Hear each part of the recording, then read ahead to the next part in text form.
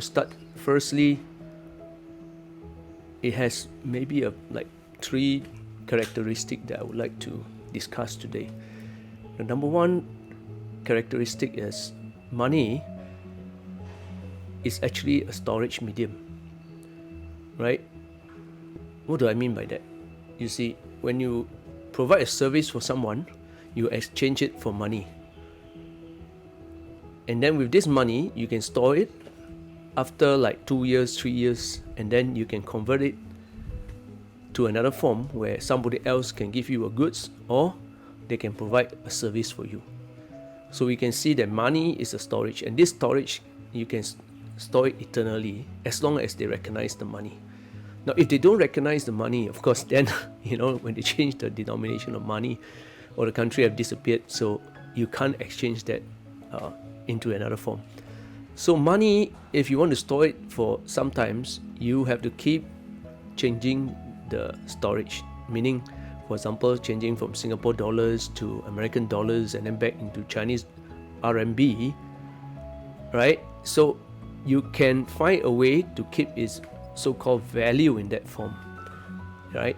Or even increase the value. So money is a storage which is good, so that you can bring very little things and then you can travel to another country and use that simple form to transact and buy goods that could be like a ton, and then you can ship it back to your own country to do your own businesses, or even build your own home or something like that. So money is a good storage, right? But of course, you got to constantly, change its form if you are going to keep its value, because maybe after 2,000 years, the same form is no longer applicable. So it also can be in digital form, where you have like the digital money, like your Visa card, your MasterCard, and also finally what you call the digital money, like the Bitcoin, right? So there are many ways to store this money, but of course, if you store it wrongly, it can just disappear. Like some of them, they bought Bitcoins stored by a certain company. Next moment, the company is being robbed, and they said they don't know how the money disappeared.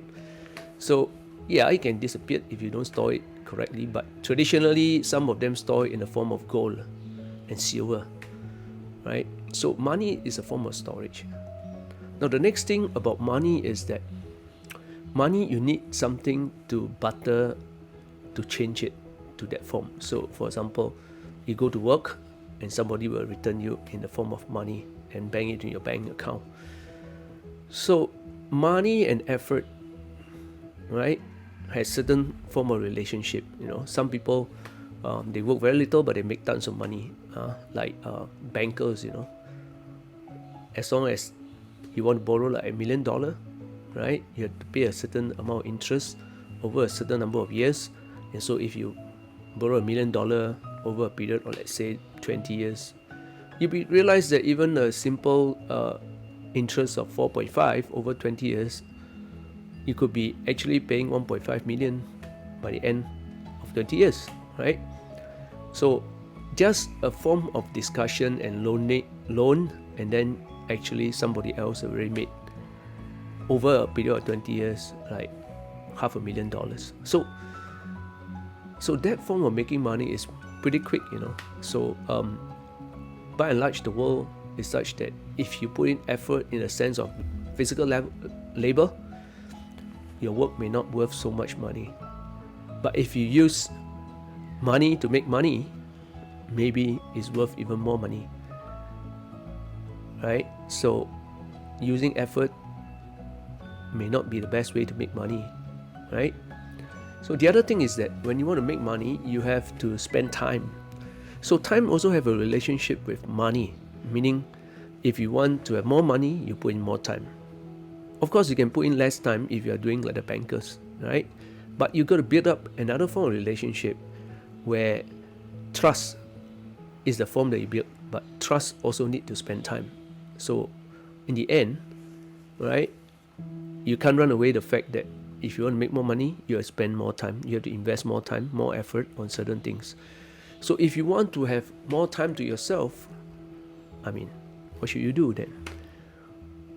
You should perhaps because you need to exchange time with money or effort, so you do not want to make so much money so that you can have more time to yourself.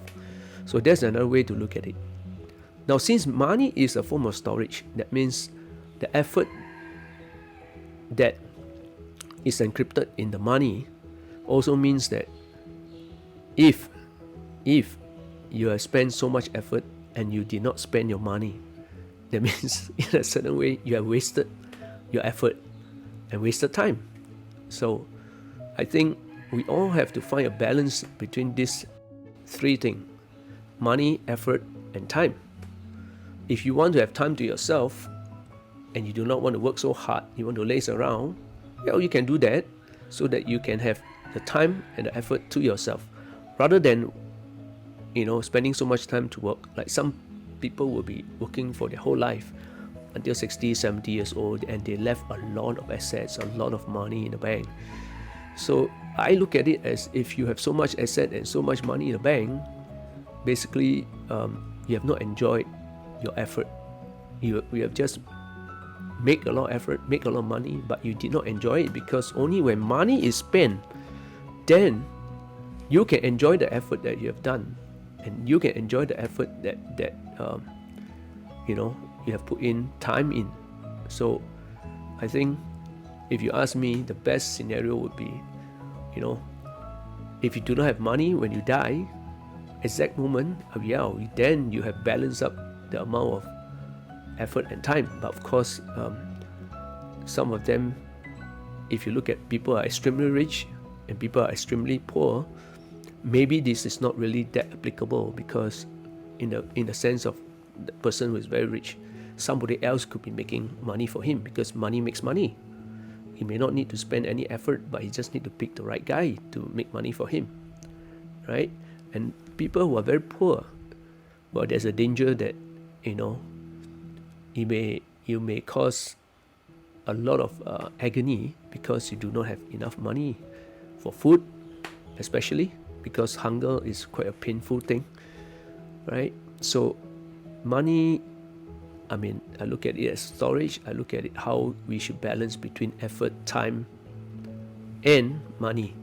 So that way, if we can find equilibrium, perhaps it's a more fruitful way of spending one's time and life in this world. So that's my take on money. Well, of course, if you are living in the days of the hunter, you need food, then you hunt. You hunt, and then you have food, right? And especially those who stay in the equator, right? During those days, there's plenty of food. So perhaps because of that, the culture here is slightly different in the equator, where people do not plan very long term, because if you store the food without a fridge, they're going to turn bad. So the best food is you hunt, you got it, and then you eat it up, right? That's the most nutritious moment.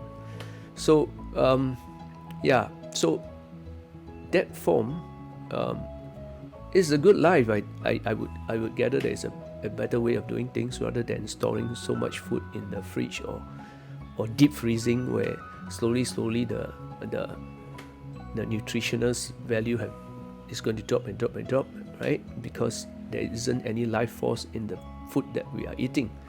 So the life force is, to me, when someone eat up something, other than changing it to energy form, there is also the certain ingredient of this thing called life force, right? So if the life force is gone, I believe the nutritious value will drop. So we have to find a way to balance between effort, time, and money, right? So if you could balance it well, you have more time to yourself, and you can live maybe an easier life in a certain way. Yep. Okay. See you next time, and we will talk on another topic.